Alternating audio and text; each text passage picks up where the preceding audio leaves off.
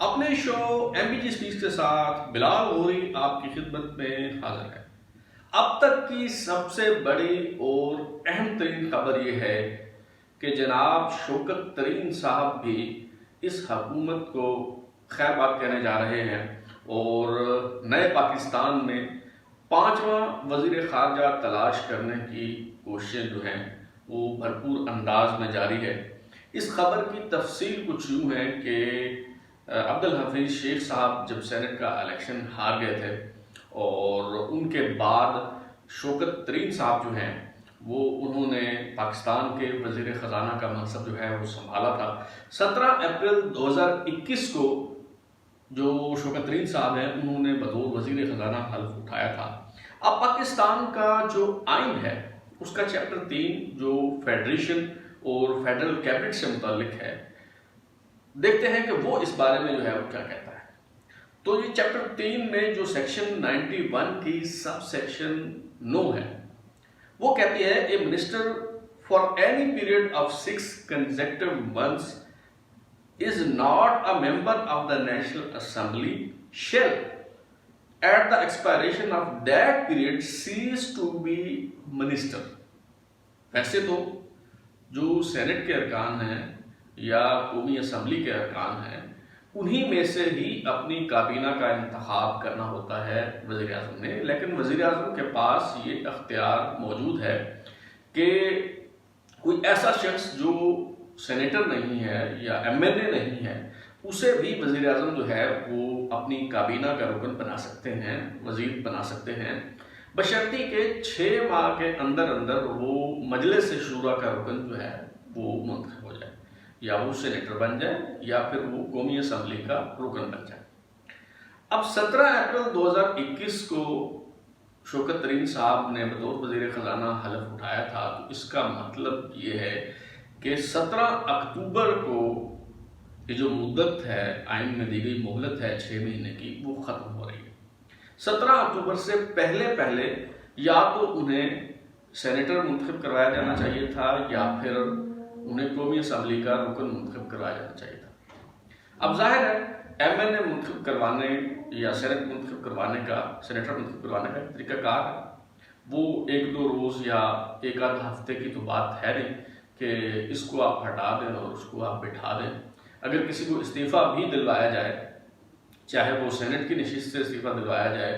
یا M N اے کی نشست سے، تو اس کے بعد الیکشن کمیشن وہاں انتخابی شیڈول کا اعلان کرتا ہے، کاغذات نامزدگی جمع ہوتے ہیں اور پھر اس پہ دوبارہ سے انتخاب ہوتا ہے۔ تو یہ سارا جو پروسیس ہے اس کے لیے خاصا وقت درکار ہوتا ہے، اور اب جب کہ صرف 23 دن رہ گئے ہیں جناب شوکت ترین صاحب کے پاس، تو مبصرین یہ بتاتے ہیں اور الیکشن کمیشن کے ذرائع یہ بتاتے ہیں کہ اب انتخاب کروانے والی اور شوکت ترین صاحب کو سینیٹر یا ایم این اے بنوانے والی جو آپشن ہے وہ نہیں رہی، دوبارہ انہیں وزیر بنایا نہیں جا سکتا۔ تو لازماً اس کا نتیجہ جو ہے وہ یہ نکلے گا کہ شوکت ترین صاحب کو مستعفی ہونا پڑے گا اور ان کی جگہ نیا وزیر خزانہ جو ہے وہ لایا جائے گا۔ اور جناب دل تھام کر سنیے کہ نئے وزیر خزانہ کی تلاش کا جو عمل ہے وہ جاری ہے۔ 3 سال میں 5ویں بار جو ہے وہ وزیر خزانہ جو ہے وہ تلاش کیا جا رہا ہے، اور اگر عطا اللہ خان عیسیٰ خیلوی کی بات سنیں تو وہ کہتے ہیں کہ اچھے دن آئے ہیں یا اچھے دن آنے والے ہیں، لیکن اگر زمینی حقائق کو دیکھیں تو خوف آتا ہے، کیونکہ برے دن بلکہ بہت برے دن جو ہیں وہ ہمارے منتظر ہیں، کیونکہ ایک بار پھر جب آپ کا وزیر خزانہ بدل جائے گا، ایک بار پھر جب عدم استحکام کی صورتحال ہوگی، غیر یقینی صورتحال ہوگی، تو اس کے نتیجے میں سب سے پہلے جو ہے وہ متاثر ہوتی ہے جو چیز وہ ہوتی ہے سرمایہ کاری اور معیشت۔ جب بھی آپ پکھاڑ پچھاڑ کرتے ہیں، جب بھی غیر یقینی صورتحال ہوتی ہے، سیاسی عدم استحکام ہوتا ہے، تو اس کے نتیجے میں سب سے پہلا اثر پڑتا ہے معیشت پہ، اور ہماری معیشت جو پہلے ہی وینٹیلیٹر پہ ہے، آگے آنے والے چند مہینوں میں کیا ہونے جا رہا ہے اس کی ایک تصویر جو ہے وہ میں آپ کے سامنے رکھنا چاہوں گا۔ پچھلے سال دسمبر میں جب سعودی فرمانروا اور سعودی ولی عہد شہزادہ محمد بن سلمان خفا ہو گئے تھے، تو انہوں نے کہا جی ہمارے پیسے واپس کریں۔ تو ہم نے کیا کیا کہ ہم نے اپنے دوست ملک چین کی منت سماجت کی اور چین سے $2 ارب لے کے ہم نے سعودی عرب کو واپس کیے تھے۔ اب وہ $2 ارب جو ہے وہ واپس کرنے کا وقت قریب آ رہا ہے، تو یا تو ہمیں وہ پیسے واپس کرنے ہوں گے، کسی اور سے ادھار پکڑنا ہوگا، یا پھر بیجنگ جا کے چینی حکام کی منت اللہ کرنے ہوں گے کہ جی ہمیں کچھ مزید مہلت جو ہے وہ دے دیں۔ اسی طرح ہم نے $1 ارب کے جو یورو بانڈ بیچ کے جو $1 ارب جو ہے وہ کمایا تھا، اور جو نہایت مہنگے ترین ڈالر جو ہے وہ آپ نے خریدے تھے، جس پہ انٹرسٹ ریٹ جو ہے وہ 5.9 سے 8.5% ہے۔ اب اس کا بھی 1 سال جو ہے وہ پورا ہونے جا رہا ہے، تو اس پہ بھی ہم نے جو شرح منافع ہے اس سمے یہ $1 ارب جو ہے وہ ہم نے واپس کرنے ہیں، اور یہ بھی جو ہے وہ قریب آ رہا ہے۔ اور ڈالر کی قیمت جیسا کہ آپ جانتے ہیں کہ ڈالر کے نرخ جو ہے وہ آسمانوں سے بات کر رہے ہیں، مسلسل اوپر جو ہے وہ جائے جا رہے ہیں۔ گزشتہ چند روز کے دوران ڈالر جو ہے وہ 155 روپے سے بڑھ کے 169 روپے کا جو ہے وہ ہو چکا ہے۔ اور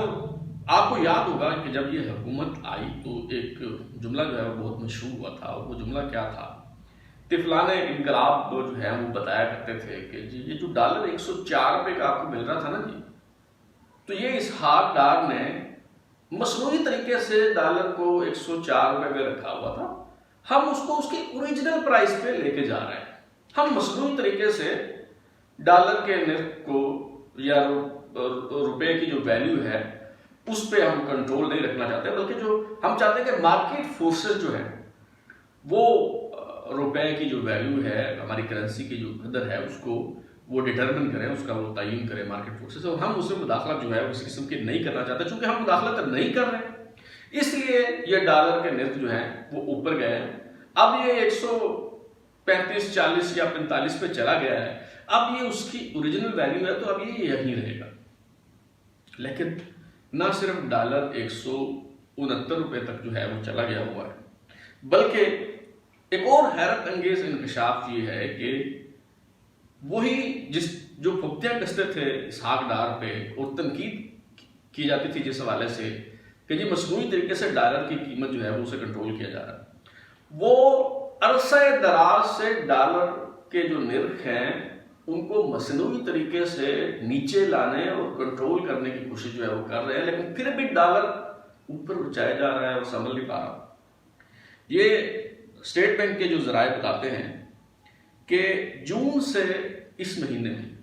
جون سے ستمبر کے پہلے ہفتے تک اسٹیٹ بینک آف پاکستان نے ڈالر کے نرخ کو کنٹرول کرنے کے لیے $1.2 بلین، یہ جو مہنگے ڈالر ہم نے خریدے تھے نا یورو بانڈ کے ذریعے، اور یہ جو نیا پاکستان سرٹیفکیٹ جو ہے وہ بیچ کے مہنگے ڈالر جو جس کا انٹرسٹ ریٹ میں نے آپ کو بتایا کہ 5.9 سے 8.5% ہے، وہ مہنگے ڈالر جو ہیں وہ اسٹیٹ بینک آف پاکستان نے $1.2 بلین مارکیٹ میں پھینکے، تاکہ جو ڈالر کی جو طلب ہے اور رسد اور اس میں جو عدم توازن ہے وہ ختم ہو، ڈالر وافر مقدار میں مارکیٹ میں موجود ہو، اور ڈالر کے جو نرخ ہیں وہ نیچے ہیں۔ لیکن اس کے باوجود ڈالر جو ہے وہ 155 سے 169 روپے پہ جو ہے وہ چلا گیا ہوا ہے۔ اور جب سے یہ حکومت آئی ہے، تحریک انصاف کی حکومت، جب سے یہ نیا پاکستان بنا، یہ کوئی ایک دن کی بات نہیں ہے، ویسے ایک دن میں بھی نیا ریکارڈ قائم کیا ہے تحریک انصاف کی حکومت نے۔ ایک دن میں جو اسٹیٹ بینک کے جو ہے وہ اعداد و شمار جو ہے وہ بتاتے ہیں کہ $100 ملین بھی ایک دن میں پھینکا گیا ڈالر کے نرخ کنٹرول کرنے کے لیے، لیکن اس کے باوجود ڈالر جو ہے وہ سنبھالا نہیں گیا۔ تو جب سے یہ حکومت آئی ہے پی ٹی آئی کی، 3 سال کے دوران اب تک اسٹیٹ بینک آف پاکستان نے $5.8 بلین مارکیٹ میں پھونک دیا،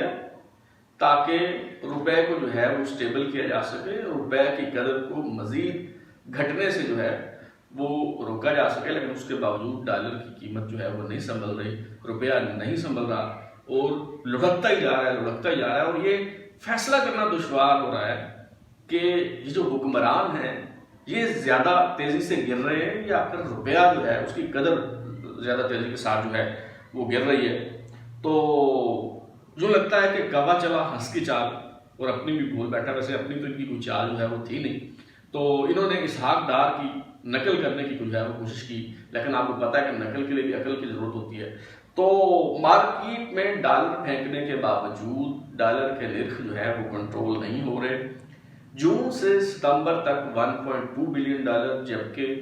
گزشتہ 3 سال کے دوران 5.8 billion dollar state bank of Pakistan,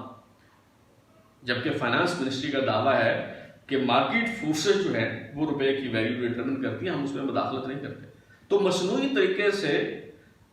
dollar کے نرخ نیچے لانے کے لیے, روپے کی قدر کو سنبھالنے کے لیے اسٹیٹ بینک آف پاکستان اب تک 5.8 بلین ڈالر مارکیٹ میں پھونک چکا ہے. اس کے باوجود ڈالر کے نرخ اوپر جا رہے ہیں اور کاش میں آپ کو کہہ سکتا کہ یہ مزید اوپر نہیں جائیں گے اور حالات جو ہے وہ مزید خراب نہیں ہوں گے. تو عطا اللہ عیسیٰ خان خیلوی جو ہے وہ تو کہتے ہیں کہ اچھے دن آئے ہیں یا اچھے دن آنے والے ہیں, لیکن زمینی حقائق یہ بتا رہے ہیں کہ نہ صرف یہ کہ برے دن آئے ہیں بلکہ بہت برے دن جو ہیں وہ ابھی آنے والے ہیں. لیکن اگر آپ کا تعلق قوم یوتھ سے ہے, آپ عقل سے آری ہیں, آپ عقل سے پیدل ہیں, سوچنے سمجھنے کی صلاحیت جو ہے وہ آپ کے اندر نہیں ہے, اگر آپ کوئی اندھے پیروکار ہیں آپ اور زمینی حقائق کو آپ اپنی دیکھنے کی صلاحیت جو ہے وہ نہیں رکھتے, تو پھر آپ کو یہ دلیل بھی پیش کر سکتے ہیں کہ جی ڈالر مہنگا ہو رہا ہے تو جس کی کرنسی ہے وہ پریشان ہو, ہمیں پریشان ہونے کی کیا ضرورت ہے. امریکہ کی کرنسی ہے وہ جانے اور ڈالر جانے, ہمارا روپیہ تو مہنگا نہیں ہو رہا, تو ہمیں کیا فکر اور کیا پریشانی ہے. اگر آپ اوورسیز پاکستانی ہیں اور ساتھ میں آپ تحریک انصاف کے سپورٹر بھی ہیں تو بھی آپ یہ کہہ سکتے ہیں کہ جی دیکھیں جو سابقہ حکومت تھی, کرپٹ حکومت, اس کے دور میں بھی ہم 500 ڈالر بیچتے تھے اور بمشکل 52,000 روپے جو ہے ہمارے گھر والوں کو ملتے تھے, اور اب بھی 500 ڈالر بیچتے ہیں لیکن گھر والوں کو 85,000 ملتا ہے. بلے بلے ستے خیرہ, گھر والے بھی خوش, آپ بھی خوش, تو اسی خوش میں خوش رہیں. اب تک کے لیے اتنا ہی. بلال غوری کو اجازت دیجیے, پھر ملاقات ہوگی. اگر آپ کو ہمارا شو پسند آیا تو اسے لائک کریں, کامنٹ کریں, شیئر کریں, اور ہمارا چینل سبسکرائب کرنے کے بعد بیل آئکن کی گھنٹی ضرور دبائیں تاکہ آپ کو نئی ویڈیوز کے نوٹیفیکیشن ملتے رہیں. بہت شکریہ.